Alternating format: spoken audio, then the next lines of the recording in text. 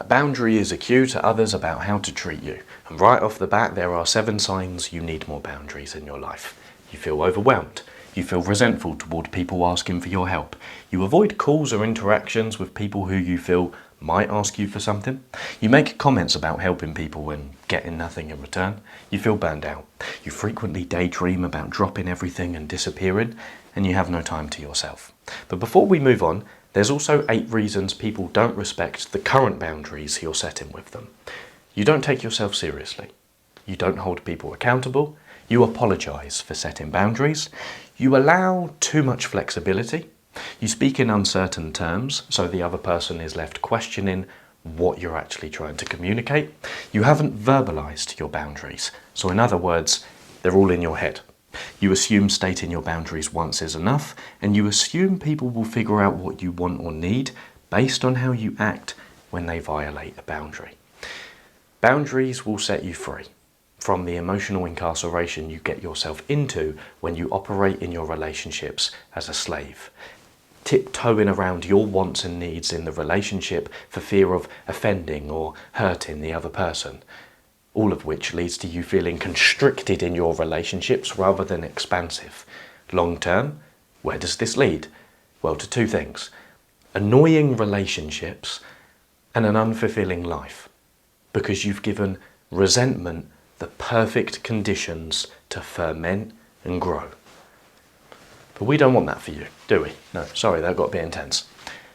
So before we go any further, feel free to end the video right now, because you can understand that in order to set boundaries that people respect, all you would have to do is take these 8 things and do the opposite.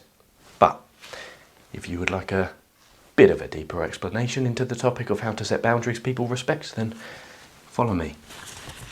This is exactly what we're going to cover. First of all, we will cover the 3 types of boundaries. Yeah, it turns out there's 3 types. Didn't know that until researching this video. Then we're going to get into the simple 2 steps of setting a boundary. Simple, not easy, but we're going to walk through it together. Then we'll get into the juicy, dark psychology stuff. The 8 common responses from other people when you set a boundary and how to deal exactly with each one. Then we'll get into the guilt trip, cover what it is and how to deal with it. Then we'll get into how to deal with passive aggression and manipulation. Brilliant. Looking forward to that. Then we will cover when should you cut off or rekindle a connection. We'll answer that age-old question. Then we will finalise with turning to the self, and we'll explore what healthy self-boundaries are. This whole video is a consequence of me reading the brilliant book Set Boundaries, Find Peace by the expert in this topic, Nedra Glover-Tawwab. Welcome back to the channel, or welcome. My name is Lewis. Pretty sure I blew my nose with this tissue earlier, but forgive me. Let's get into the video. It's a pleasure to have you here. That's what I've got to say at the end of welcome back or welcome to the channel. Okay, point number 1, the 3 types of boundaries. Now, there's a lot of information on this board, but don't worry, we're going to whiz through it. And as we whiz, I want you to keep in mind boundaries you've either set in the past or you've set recently, and I would like you to try and categorize them into one of these 3 categories, which are porous boundaries, rigid boundaries, and healthy boundaries. Now, within the last 5 minutes before I press record on this segment, I took the liberty of researching the etymology of these words, and I've been blown away. So let's begin with the lowest of the low, the type of boundaries we want to avoid, porous boundaries. These are weak and poorly expressed boundaries, and the etymology of the word porous comes from the Greek poros, meaning passage or pass through. If you imagine boundaries as a door, this form of boundaries would be like closing a door in someone's face, only to step away from the door and not lock it at all, and then they just simply walk through with no rebuttal or pushback on your side. They are weak and poorly expressed. For example, another way of saying porous boundaries could be oversharing, codependency, an inability to say no, people-pleasing, fear of being rejected, accepting mistreatment. 2 further examples might sound like saying yes when you want to say no. We've all been there. Loaning money when you don't have it. This is what we're moving away from. Now, An upgrade to porous boundaries, but still not the place where we want to land in terms of building your new boundary capability, is rigid boundaries. Now, the etymology of the word rigid comes from the Latin rigidus, meaning stiff or inflexible. If you imagine the door again, a rigid boundary is when you close the door, you slam it shut with 100 different locks, so the person even trying to negotiate with you has no way of getting a word in. That door is not barging. Now, you might think that's a good thing, and sometimes it can be, to set a boundary that is so absolute, hence it can be an upgrade to porous boundaries. But the purpose behind rigid boundaries is you're trying to keep your distance from other people in order to protect yourself, even when loosening that boundary would be healthy. For example, never sharing with other people, building walls, avoiding vulnerability, cutting people out, having super high expectations of other people or even yourself, enforcing super strict rules. Just a quick note upon the vocabulary use of building walls. I read a quote yesterday which said, "People are lonely because they build walls instead of bridges." And this encapsulates a big differentiation between rigid and healthy boundaries, which we're going to get into in a second. Further examples of rigid boundaries might be saying no so harshly to someone so they never ask you for a favour again, or never loaning money even when your friend is in a crisis. Those are rigid boundaries. Finally, where we want to land with our new boundary capability is healthy boundaries. Now, when it came to the word healthy, I was a bit hesitant to look up the etymology because I thought it might be very simple, or there might not even be an etymology, but of course there is. The word healthy or health comes from the Middle, it has a lot of roots, but it mainly comes from the Middle English word health, meaning whole, and the Proto-Indo-European word kalo, meaning uninjured or of good omen. Found that interesting. Now, healthy boundaries. This blew my mind when I read the book, these 2 points. Healthy boundaries is when your past self doesn't show up in your present interactions. But if that doesn't quite cut it as a definition, here is the equation. Healthy boundaries equal awareness of your emotional, physical, and mental capacities plus clear communication. I love that equation so much. In the next segment, we're going to keep that on the board as a reminder. Some examples of healthy boundaries sound like being clear about your values. Let's imagine you're on a first date and you're having a conversation with, this person you're attracted to. Instead of cowering in fear of what they might think of your actual values and beliefs, you lay it out on the table. And if they scream and run for the hills, so be it. You've saved both of you a lot of time. Listening to your own opinion, sharing appropriately, expressing vulnerability with people who have earned your trust. Being comfortable saying and hearing no. That is a big, big healthy value. Boundary.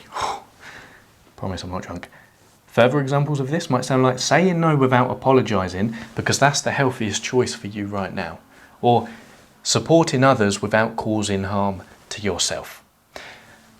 Now let's step back a little bit. Now that we have this further understanding of the 3 types of boundaries, of course you might have been thinking, normally when I set a boundary, what category would they fall into? Now, if you're finding that you're setting boundaries either rigidly or porously, there's no need to throw heaps of judgment onto yourself. This is why you've clicked on a video like this, to understand how to operate with healthy boundaries and how to set them.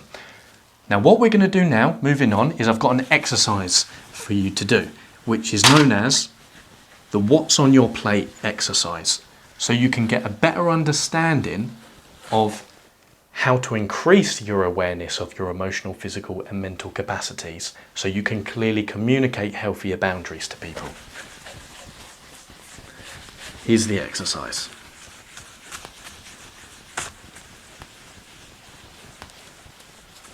Boom, we got the reminder. Healthy boundaries equal awareness of your physical, mental and emotional capacities plus clear communication. Okay, we've arrived at the first exercise, named What's on Your Plate. You can do this right now as you pause the video, grab a piece of paper and a pen ready or your journal, or you can save this exercise to do for later on. Simply what you do, it's only going to take about 2 to 5 minutes. You Write down these emoji or draw these emojis on the piece of paper with the necessary categories of enjoy, more time, most time, energizes for you and for others. And you simply take stock of all of the activities and actions and responsibilities and obligations you have in your life, and you put them in one of these categories.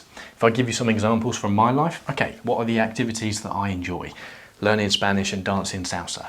What do I want to dedicate more time to? Stretching, big time. Yoga, I'd love to get on that. What takes up most of my time? Reading books and researching for videos on recording. What energizes me? Going to the gym. What is something I do for me? Going on a walk at 9 o'clock each night, walking and talking to myself out loud in nature. Big time, love that. What do I do for others? Well, calling my mum and my dad once a week-ish and seeing my nan every now and then. Now, depending on the responsibilities in your life, you're going to fill up your categories with many different things. But once you've filled up all the categories with pretty much on a day-to-day basis, what are you occupying your time with, you then assess the categories with these 3 questions. First of all, you ask, are you surprised by anything on the list? Does anything stand out and spark the reaction of, oh, I didn't expect to see that there. I'm actually spending a lot of time on that. Then you ask, is anything missing from the list? Would you like to add anything in? And finally, you ask, what could you remove from the list so that you could spend more time on the things that you enjoy? Because using the information we covered in the last segment, if you're setting a lot of porous boundaries, for example, you might find that you have 6 activities in the for others section and only 1 in the for you section. And then you're sparked with the realization of, I'm spending a lot of time doing things for other people. That's why I feel this overarching feeling of resentment in my life. That's just an example. I'm not saying that's the case for you. Remember, with this activity, the purpose is to increase your awareness of your physical, mental, and emotional capacities. Because once you do this and you've got everything on the list, the next time you go to set a boundary, you can have a clear understanding of, do I have space to say yes to this thing in my life? Am I capable right now, physically, mentally, and emotionally, to take this on? That's the intention. Moving on to the 2 simple ways to set a boundary.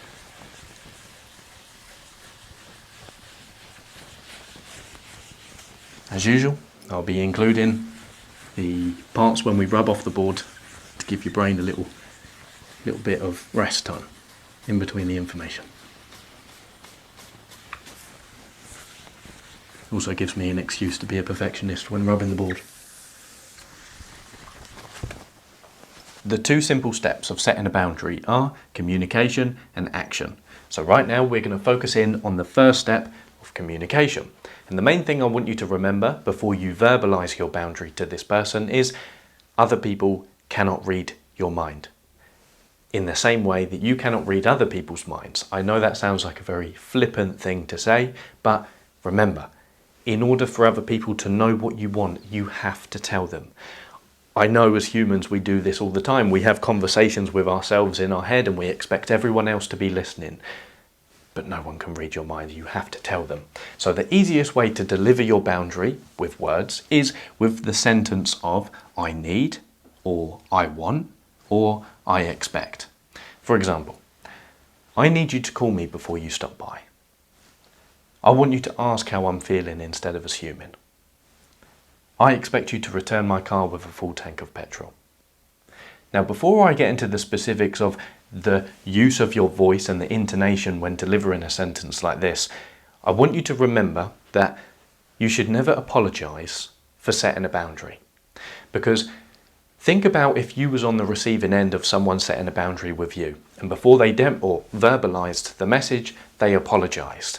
You wouldn't have a lot of confidence in following the standard that they have set because it would seem as if there is room for flexibility because they've apologized. It would seem that there's a cognitive dissonance within this person.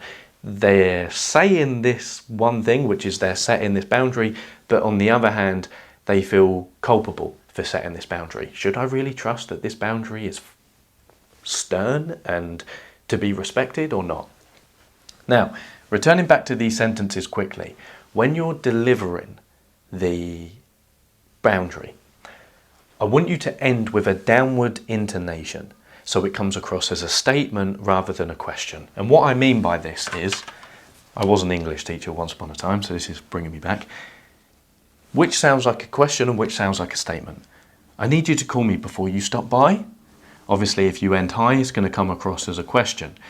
I need you to call me before you stop by. Comes across as a statement, and it commands a bit more respect. Second of all, depending on the amount of anger and resentment you feel before delivering this boundary, you might be tempted to verbalize it along the lines of, I want you to ask how I'm feeling instead of assuming, or I expect you to return my car with a full tank of petrol. I wasn't delivering that boundary to you in reality, I was just reading it off the whiteboard, but hopefully it resonated with a pang of annoyance on your end. So be very careful when you're delivering the boundary to not overemphasize certain words. You want the totality of the message to be received rather than the person focusing on one word that you've emphasized through the lens of resentment and annoyance. Now, finalizing all of this, I just want to say that when you deliver the boundary, you might be terrified. This might be someone in your life who you've never set a boundary with, or you might be so unaccustomed to setting boundaries that your voice might be trembling, you might be knee-deep in social anxiety and your voice might be quivering. Deliver the boundary anyway, because remember, no matter how terrified you feel to set this boundary, the importance is that you communicate it as best as you can in the moment, with truth and with honesty. And so long as you don't apologize for setting it, it doesn't matter how your voice registers when you deliver it. Quivering with anxiety, trembling, doesn't matter. Deliver it. Now, what we're going to focus on now is some more tips that are going to help you deliver this boundary. Because right now, of course, it seems simple to just say one of these sentences, right? But psychologically, it's hard. So, how can we help you with this process? Let's cover this now. Oh, I completely forgot to mention the importance of breath when you're delivering the boundary. What you need, especially in order to steer clear of jitters or social anxiety, even though if you feel that, that's fine, what you need is lungs full of air. So before you deliver the message, take a moment to do a box breathing technique where you inhale for 4, hold for 4, exhale for 4, 3 or 4 times. Or even if you're in the moment, the person is in front of you and you want to deliver this boundary in the heat of the moment, don't worry about taking a moment before you deliver the boundary, because how that will register to the other person is likely, oh, this person is regulating their self so they don't deliver an angry message. That clearly speaks volumes about how they value this interaction. Now, when I was an English teacher, one technique that I learned in the classroom from my mentors was something called concept checking questions. Now, if you're in a classroom and you're explaining something to the class, a brilliant way to check that they understand what you've explained is to ask them a question about what you explained. So if I was teaching them an idiom or a grammatical structure, I would go around the class and ask particular students questions, and if they answered right, then that clearly demonstrated to me I explained it well and they understood the message. You can do the exact same with boundaries once you deliver them. Now, these sound condescending, but when you ask a CCQ at the end of your boundary, it is going to determine whether the person upholds and respects the boundary or not. These might sound like, do you understand what I requested? Can you restate what I said in your own words? Just to make sure we're clear, I'd like to hear you confirm what I just said. I kind of messed it up with the second one, but what you might have noticed is the difference between these questions and the statements is you're ending on a higher intonation. So it registers as a question. This one I kind of messed up. But what this sounds like is, do you understand what I requested? Rather than, do you understand what I requested? It sounds as a statement in the latter version. Can you restate what I said in your own words? End up to register as a question. This one was a statement, of course. Before we move on, here are two longer examples of boundaries. When we have a disagreement, I'd like you to use a lower tone and take a break when heated. Also, I'll mention when I'm becoming uncomfortable with your tone. Just a quick note, never laugh when you're delivering a boundary. Before I recorded this segment, I tried to read this out loud and I laughed because I messed the words up, and I realised never laugh when you're delivering a boundary, because what you don't want is to undermine what you're saying non-verbally.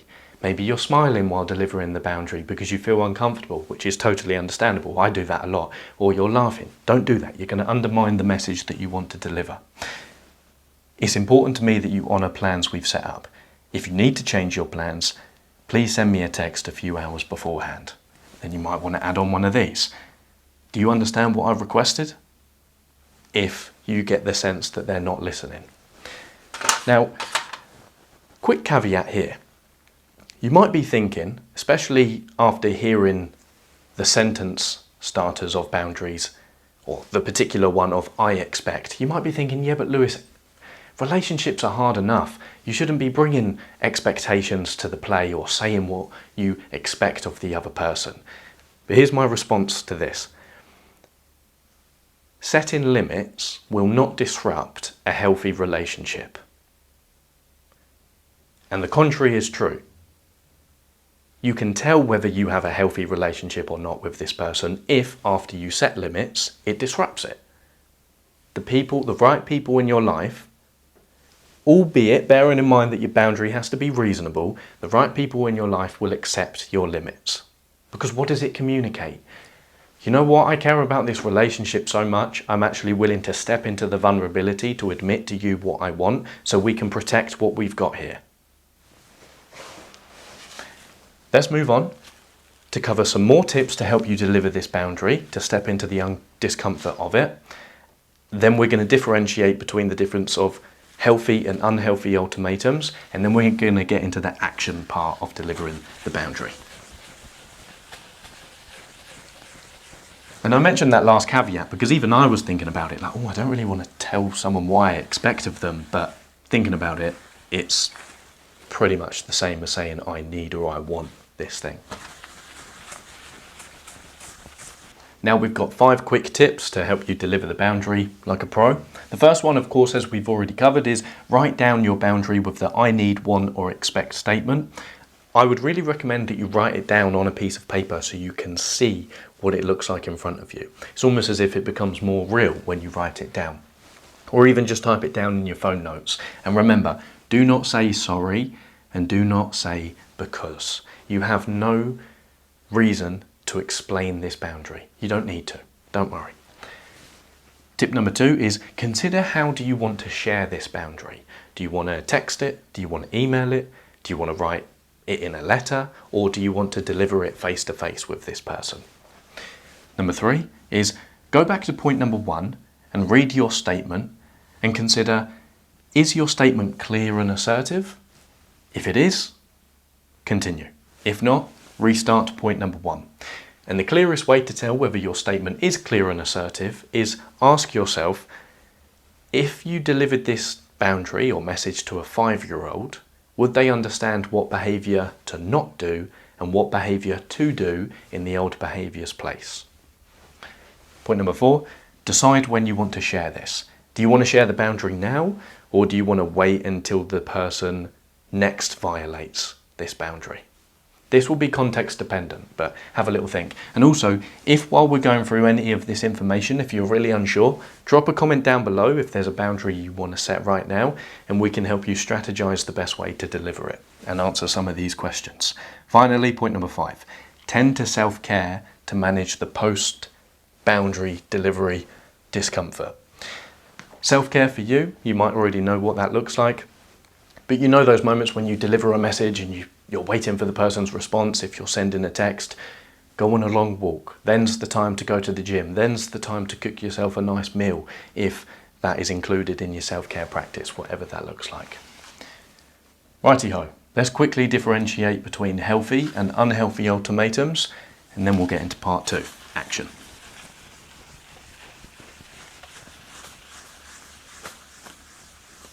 Me usually, just quickly, when I consider how do I want to share it, depending on the boundary's importance, I prefer doing it face to face because the person can really see your facial expressions, how important this thing is for you, if it is really important. And of course, you can deliver the message not just verbally, but non-verbally with all of your gestures and your assertiveness. But sometimes in the heat of the moment, you might just want to send a quick text message if someone violates a boundary that is quite low stakes. But for higher stakes, I would say always get FaceTime.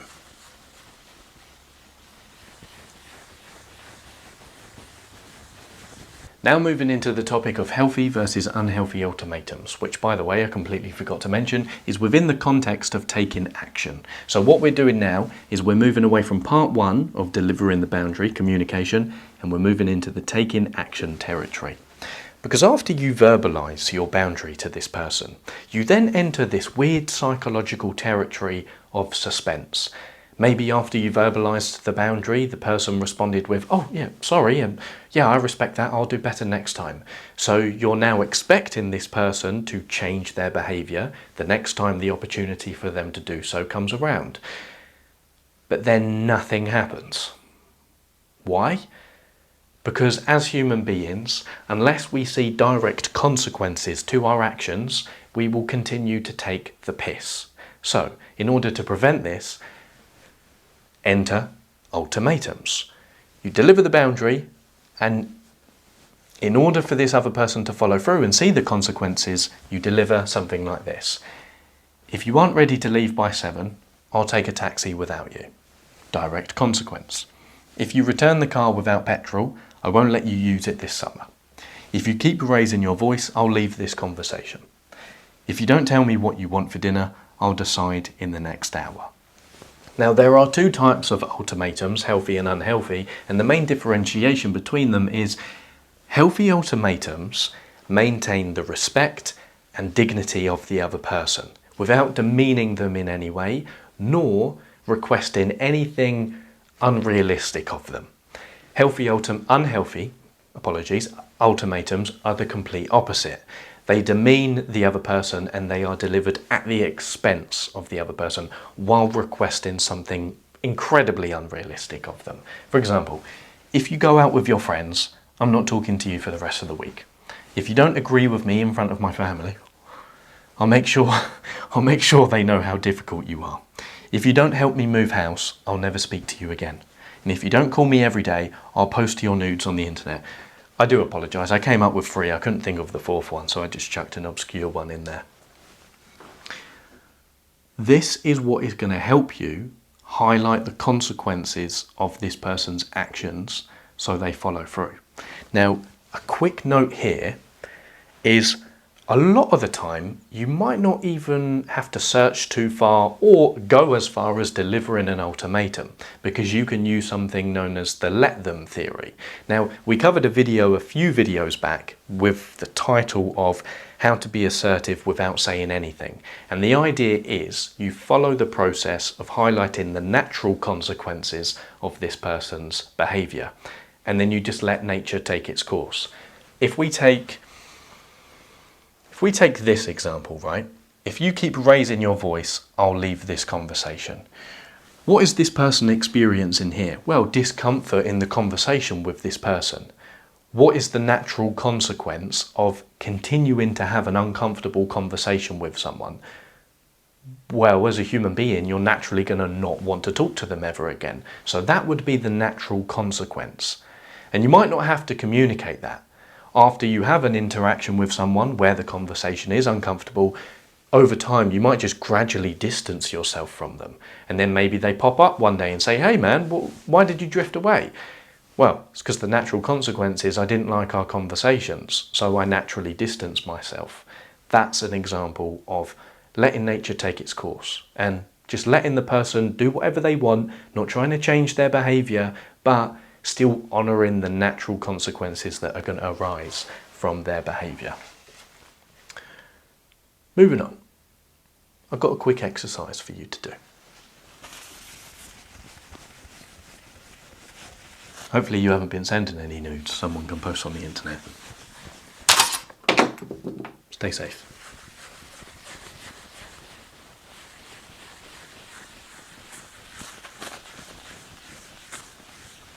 The exercise, again, very quick and easy to do, is called the "Where are your boundaries right now" exercise.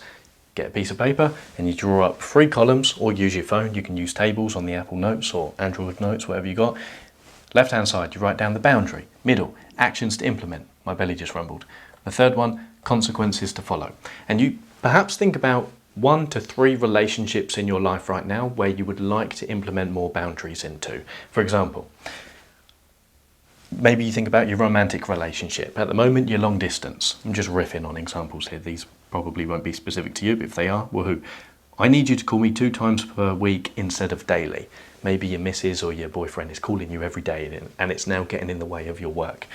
Actions to implement?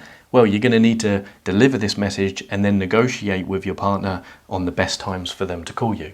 The consequences to follow if they don't honour your boundary is, if it continues, you're going to have to put your phone on airplane mode and speak to this person less out of force. Now, this highlights a really cool interplay between the boundaries and the ultimatum. You mainly deliver the ultimatum if, after you've communicated your boundary, it's then not respected. Moving on, I need you to stop asking me for money. That could be anyone, a family member or a friend. Actions to implement. Okay, well, I need to deliver this message to this person so they know what I need. If they then keep asking me for money, even after I've delivered the boundary, what are the consequences? Well, if it continues, I'm going to have to gradually distance myself from you because this is now distressing for me. I want you to stop talking about others in our conversations. That's the boundary I want to deliver to this person. What are the actions to implement? Well, I'm going to deliver this message to them after the next violation in our next conversation. Consequences to follow if they don't respect the boundary. Well, if this continues, I'll stop talking to you until you see how important this is for me, because I don't like gossip. Quick note here, when it comes to the current relationships in your life, when you start setting boundaries, you're going to enter into what Nedra Glover-Tawwab calls an acclimatization period, where you and the other person are going to have to get used to the boundary. Remember, this might not happen once like that after you deliver the message. Hopefully it will, but you might have to deliver this message more than once so that both of you can become used to the boundary. With new relationships that you enter into, whether you're going on a first date or you're meeting new friends, just get used to stating what you need or want or expect from the get-go, so everyone's clear and your cards are on the table. Remember, new relationships are brilliant psychological territory for you to get rid of all of your old scripts and step into a new way of being. So hit the ground running. To end this section on a quote from the GOAT, "If boundaries ruin a relationship, it was on the cusp of ending anyway." That hits different. Now let's move on to the really, really juicy stuff.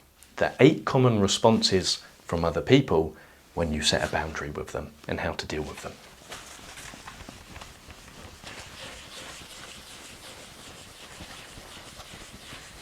Yeah, belly did rumble, so might have to have a little break, have some food. I haven't eaten yet. It's about 11:30, I think. Fasting. Okay, let's move on. There are 8 common responses from other people when you set a boundary with them, and here is how you deal exactly with each one. We're going to put 3, then 2 on the board because we don't have enough space to whack all 8 on at the same time. The first most common response from other people when you set a boundary with them is pushback.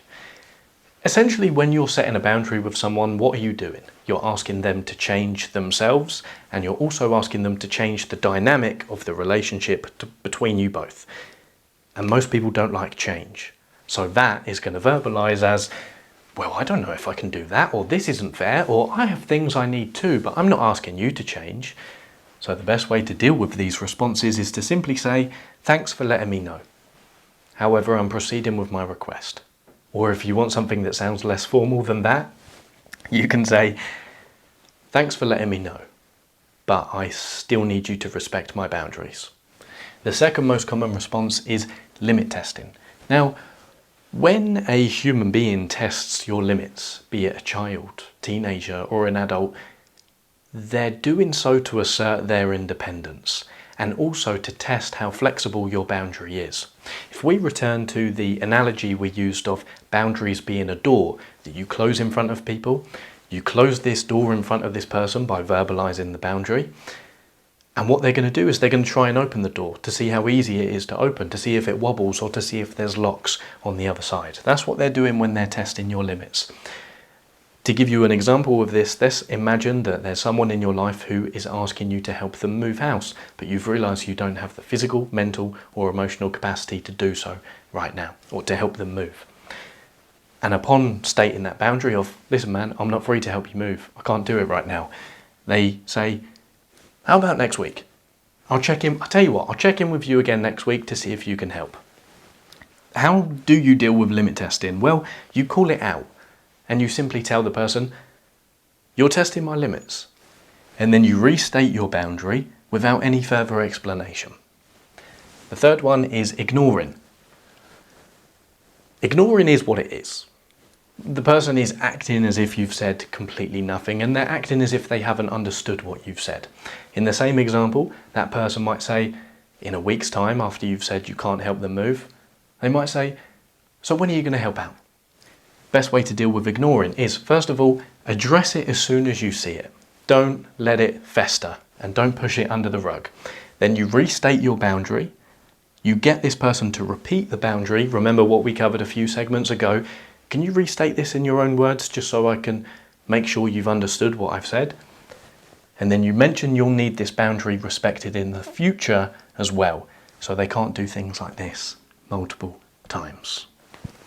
Let's move on, 3 more.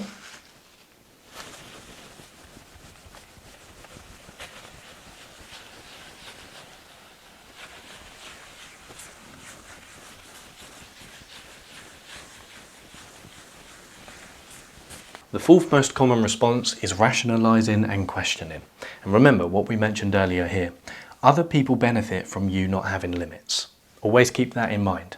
So how this might sound verbally is, why the sudden change? Or what's the point of doing things differently? They're questioning your decision.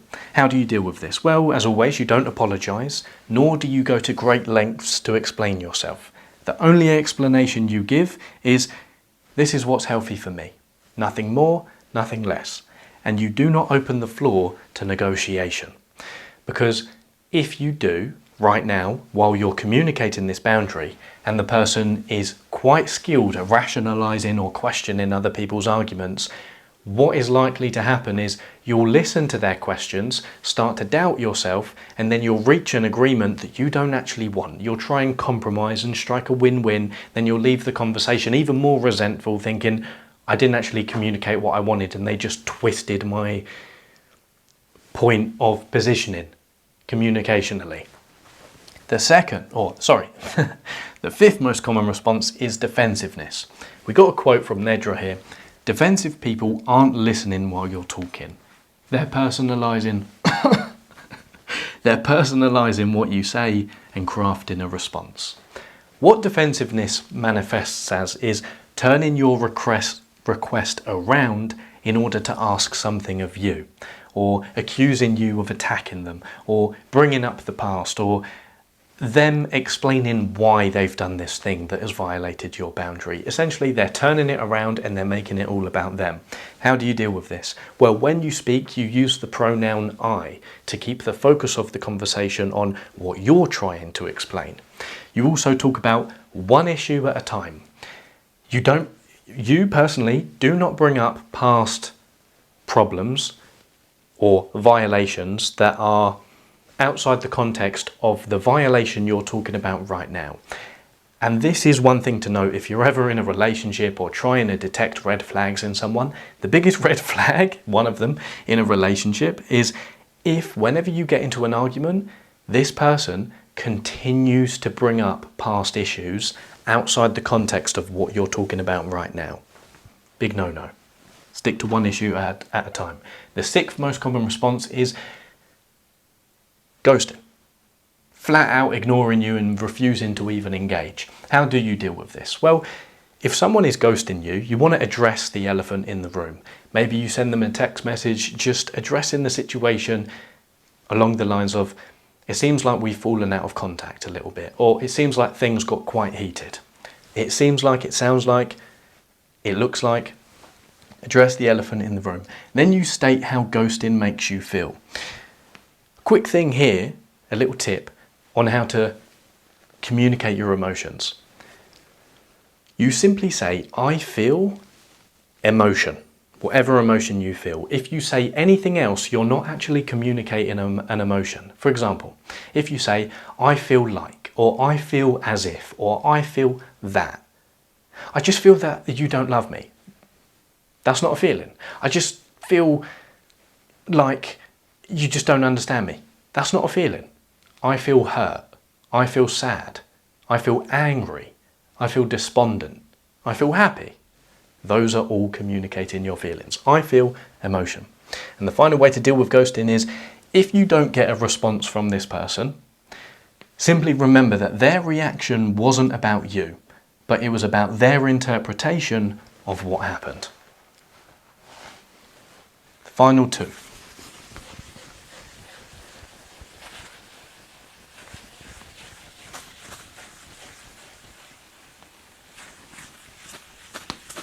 The second to last response is the silent treatment. Similar to ignoring, similar to ghosting, but the only difference is when someone's giving you the silent treatment, you're in close physical proximity. Maybe you're in the same room, or you live in the same apartment together. And this person might be walking around completely ignoring you or giving you short one-word responses. This is a lonely and confusing place to be. So how do you deal with it? As with most things, you call it out. You address the elephant in the room with, it sounds like, it seems like, it looks like. It seems like you're upset. You might just leave that there, allow silence for the other person to respond, or you go further. It seems like you're upset. Would you be willing to talk about what I said to you? The reason why it sounds like, it seems like it, or it looks like is so brilliant when it comes to communication is because when you deliver a label by addressing the elephant in the room, in any situation you're in, you encourage the other person to process the situation with a different part of their brain, the prefrontal cortex, which is known as the more rational and logical part of the brain, as opposed to the amygdala, which is largely responsible for detecting novelty and threats and potential fear producing situations in your environment. In summary, if the person stays thinking about this situation from the perspective of their amygdala, they're going to be freaked out and they're going to be hyper aware of all of the threats of the situation. But if you label it, the elephant has been addressed and you can invite this person into a state of collaboration. If you want to read more on that, check out Never Split the Difference by Chris Voss. Brilliant book. The final response is acceptance, and this is the surest sign of a healthy and mature person. What does this sound like? Okay, thanks for letting me know. And then the person actually changes their behaviour. One quick note on this is, if your relationships lack acceptance, it's probably due to boundaries not being set early on, which isn't the end of the world. It just means you'll have to introduce those new boundaries, freak everyone out because it's a state of change that we naturally try and avoid, but then you'll all enter a acclimatization period where you start to get used to the boundaries after you repeat them whenever they've been violated. Those are the 8 most common responses. Now, just before we move on, there are 2 categories of boundary violations that you might like to keep in mind, so you can assess what type of violation it is when someone oversteps your boundaries. You've got big B violations, and then you've got micro B violations. These, low stakes, big B, big stakes. Or higher stakes, I guess the word should be. Just helps you categorize the differences. How can you differentiate between the 2? Well, I would say a big B violation is something where you get the reaction of, oh, this needs to be addressed straight away, or long term, this is going to boil over into a bigger problem. Micro B is just something, a slight comment maybe, or a slight action from the other person that can be addressed in the moment that isn't the end of the world. Bear those categories in mind. Okay, moving on to point number 4 now. The guilt trip and how to deal with it.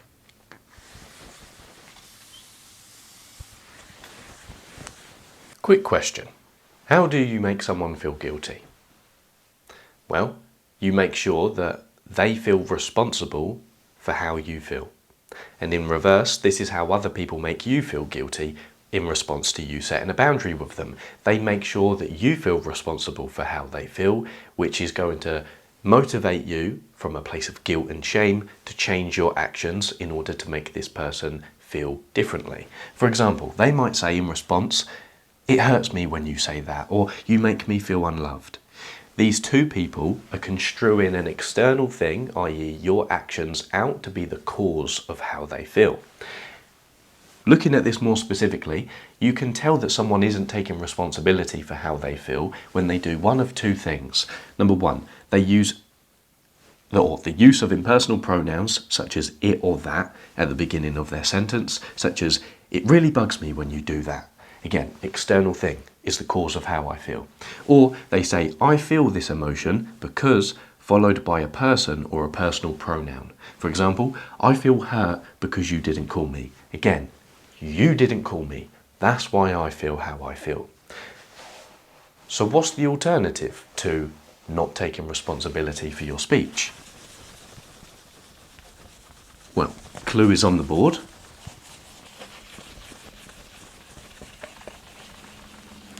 You take responsibility for how you feel when you say, "I feel emotion because I need," and then you state whatever psychological need is connected to that emotion. And what this demonstrates is the reason people feel things isn't because of your actions. It's because of the internal psychological need, expectation, value, or belief this person has. So in essence, you can be the stimulus for someone feeling a certain way. In other words, your action has been the spark to their awareness of one of these four things, but you are not the why behind someone feeling a certain way. To give you a quick example which explains this further, I can do the same thing to two different people, but I will get two completely different reactions. Why? Because their needs are completely different. Let's say I have two friends. One friend has the need for laid back, carefree relationships with no scheduled calls, but the other friend has the need for clear communication and scheduled calls every single week. Now, if I don't call either friend, friend one is going to be happy. Friend two is going to be angry and hurt. Again, what changed? My action was the same. The need of these two people was different. So why am I explaining this to you? It's because if you continue to believe that you are the why behind someone feeling a certain way, you will continue to feel responsible for how they feel, which will lock you in the relational dynamic of you being a servant to how they feel. You're going to run around like a headless chicken trying to change your behavior to change how they feel. Secondly, I wanted to explain all of this to give you the permission for your alarm bells to ring in your head whenever someone says, "You make me feel a certain way." And you can step back and say, "Listen, I might have been the stimulus for you feeling this way, but I'm not the cause. Your underlying need, beyond all of this psychological conversation, is the reason you feel this way." Then you can invite them into a state of collaboration by asking questions along the lines of, "I would like you to clarify as specifically as possible what emotion you feel. And then, if you're willing to, can you explain why you feel this emotion based on the need behind it?" But the bottom line here is most people probably won't have the psychological awareness to be able to do that. And right off the bat, no one is going to be, hardly anyone is going to have the awareness to be able to deliver a emotion responsibility taking message such as this, because it's based on a communication principle called non-violent communication, which I did a whole video on. I'll put it in a link in the description if you want a further explanation of all of this. So most people aren't going to have this awareness, and they're going to continue to use violent language such as "you make me feel this way." So when they do so, what are some other things we can psychologically equip ourselves with to deal with the guilt that arises when they deliver such messages?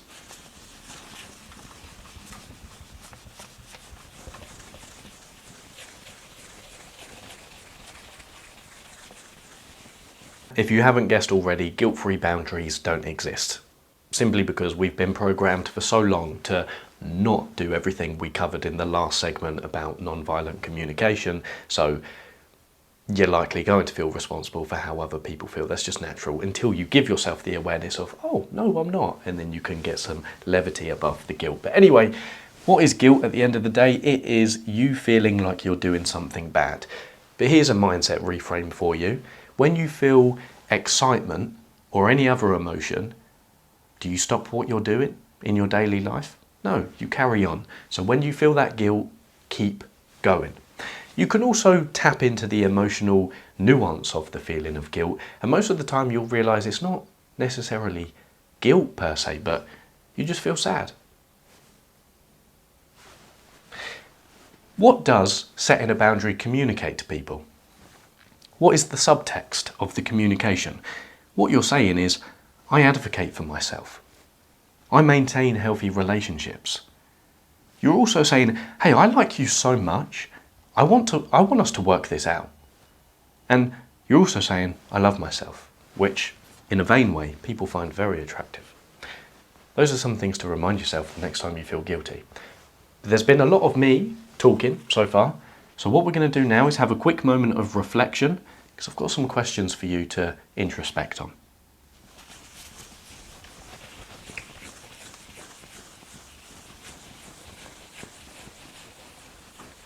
It would be great to have you in the studio, just kind of sat. We talk about it, so. Now, before we cover the quick tips in terms of how to deal with the guilt trip when it's happening, I'm just going to leave these questions on the board for you to either introspect on now or later when the video is finished. I'm going to step away, leave them on the board for about 20 seconds to give your brain a moment to recover from all of these words.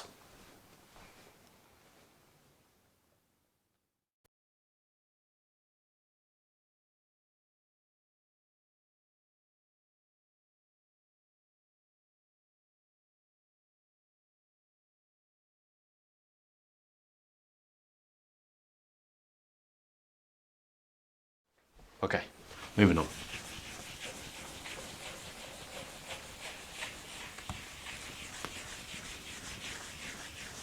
This has been the worst rub of the day. Look at all that. The 3 things I want you to do the next time someone's trying to guilt trip you into feeling bad in response to you setting a boundary with them is, number 1, call it out, as always. Say, are you trying to make me feel bad about my decision when you notice the guilt trip oncoming? Number 2, make the conversation about you, not them. As we covered earlier, use the personal pronoun I. It's nothing personal, I just have my preferences. And finally, number 3, declare you've made your decision. Your response seems like you're trying to change my mind. Similar to calling it out, but you're also signifying that the decision has been made. The door is shut. Finally, before we move on, there are 3 things I want you personally to not do, which, if you do them, will prolong the uncomfortable feelings that you feel. Number 1, don't minimize. I was stood up, but it doesn't matter, I had other things to do anyway. Do not underplay the importance or the severity of this boundary violation. Number 2, ignoring. Don't ignore how you feel, tap into it, because your emotions are the middlemen between you and your needs. Your needs are the things that have been violated by this boundary, and your needs are the things you need to communicate to this person, so they're in the know about your needs. And finally, don't move on too soon. If after the violation you need to spend time away from this person, do so. Don't fall for the trap of you highlighting the violation to this person. They say, yeah, sorry, all of that stuff, and then they try and make you feel good or change the topic straight away so they can just distract you from the conversation. If you need to have the conversation about the boundary violation, leave it there and then step away to regather and attend to self-care, do so. Now this cover, how many more chapters we got? 3 more, but they're very short. The next one is how to deal with passive aggression and manipulation. My favourite. In terms of learning about them, not doing them, I promise. How do you deal with passive aggression and manipulation? Well, to quote Nedra from the book, she says, Passive aggressiveness is a way we resist directly setting boundaries.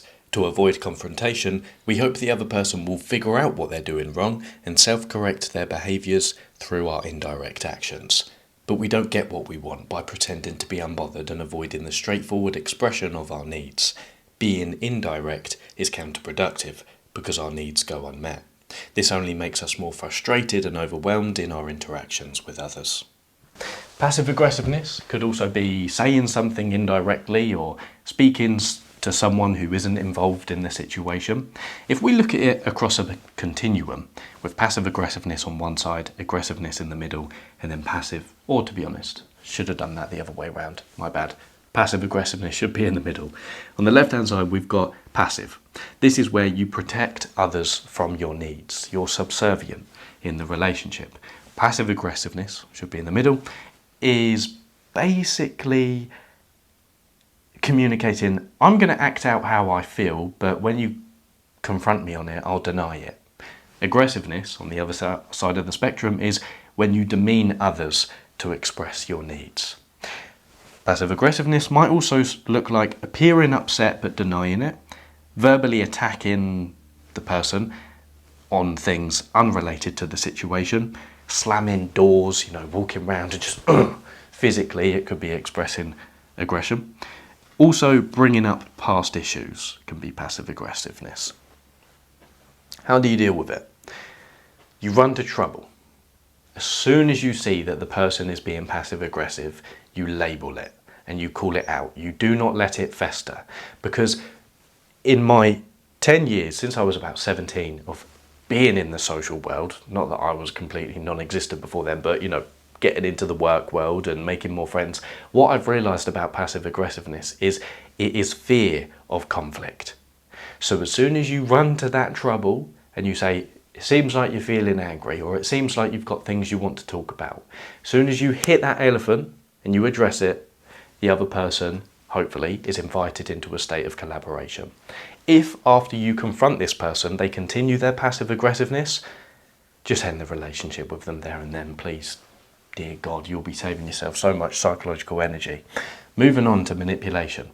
Manipulation is when a deal has been made that you're unaware of. This manifests as making an issue you have with someone seem like an issue with you. Gaslighting. You call someone out on something and then suddenly they flip it round on you to highlight one of your character flaws, for example. I only learnt what gaslighting was about 9 months ago. That's been fun ever since. Asking for help and saying they have no other options. They might even ask for help at the last minute so you feel time pressured to help them. Telling a story to invoke pity. Leaving out critical parts of a story to persuade you. And using your relationship with them as an excuse for what you should do.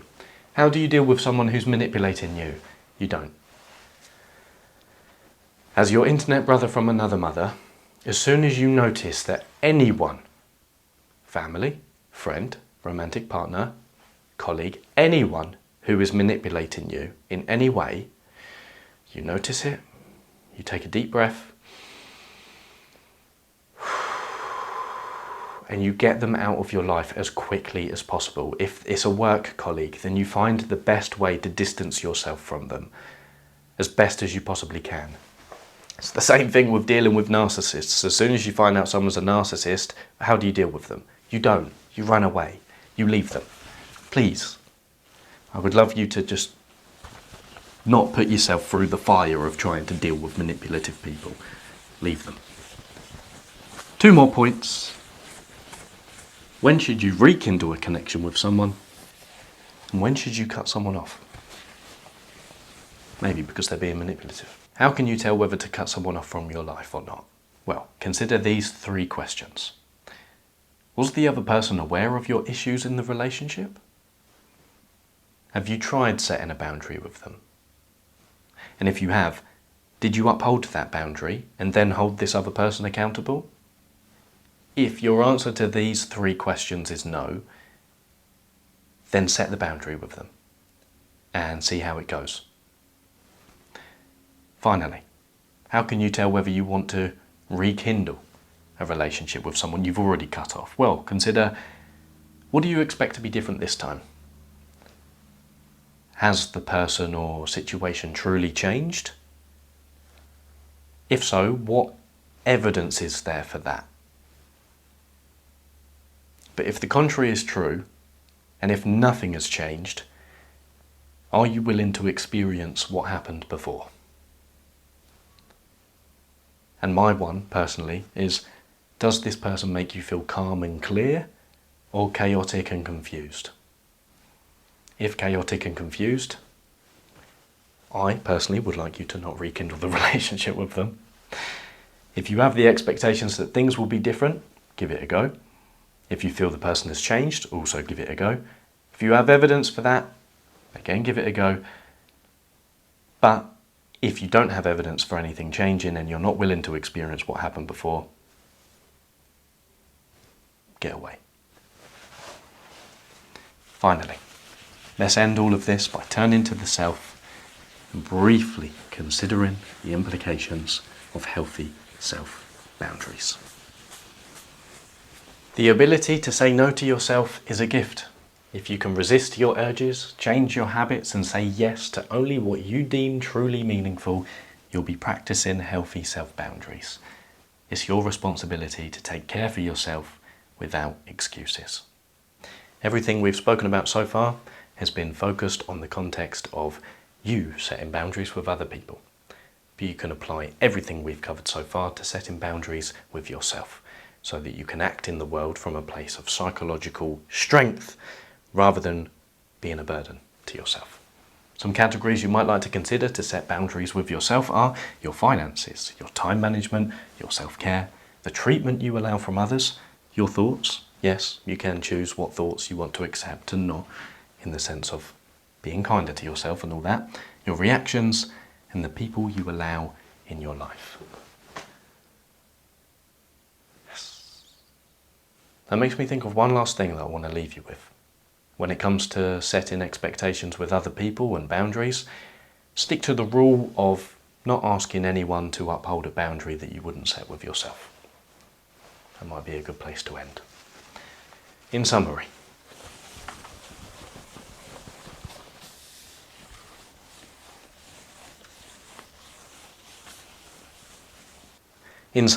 the main thing I want you to take away from this video is that boundaries equal an awareness of your physical, emotional, mental capacities, plus clear communication. And what we covered in specifics, and this will be a quick test of your memory, we covered the 3 types of boundaries. Remember what they were? Feel free to pause the video while I'm asking these questions if you want to really jog your memory. The 3 types of boundaries were porous, rigid, and healthy. The 2 simple steps of setting a boundary. What were the 2 steps? Communication and action. So you communicate, I need, I want, or I expect to this person, and then the action part is you thinking about the consequences that could follow if this person doesn't uphold your boundary, delivered in the form of a healthy ultimatum. The 8 common responses to boundary setting. Oh, what were they? We had pushback, limit testing, defensiveness, rationalizing and questioning, ignoring, ghosting, the silent treatment, and acceptance. How do you deal with guilt trips? Well, you call it out. Are you trying to make me feel, it seems like you're trying to make me feel bad about my decision. And you understand everything we spoke about with non-violent communication. You can be the stimulus for someone feeling something, but you are not the cause. They are responsible for how they feel. Reframe guilt as sadness if you want, and remember, just like with any other emotion that you feel, you don't stop what you're doing, you continue forward. Passive aggression and manipulation, how do you deal with that? Passive aggression, what does it communicate? Well, I'm going to act out how I feel, but when you call me on it, I'll deny it. So you run to trouble, you call it out, hit them with a label, and you confront the conflict, which this person being passive aggressive is avoiding. How do you deal with manipulation? Well, what is it? Just quickly, when a deal has been made that you're unaware of. How do you deal with it? What's your brother from another mother told you? You don't deal with a manipulator, you cut them out. Speaking of cutting someone off, when do you cut someone off? Well, question whether you've tried to communicate this boundary to them. Have they understood it? What else was there? Just quickly, seeing as we're here. Yeah.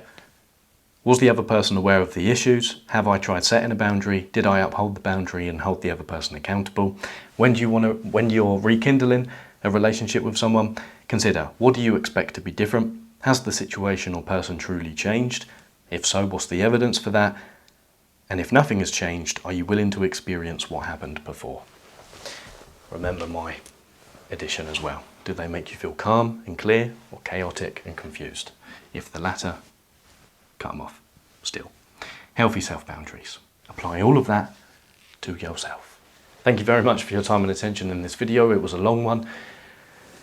If you would like to support the channel, then a like and subscribe goes very, very far. I don't have anything in terms of product that I can offer you right now, but very exciting things are in the works. So if you want to hear more about them, then you can join the free newsletter that I send out every Thursday, which will also improve your mental health and social skills. And that's a great way to support the channel and a better way for us to communicate as well, because I do respond to the emails that you respond to when I send them out every Thursday. So there's more value you can get from the newsletter. See you there. In other words, I'm speaking too much. Stay disciplined, playful and dangerous.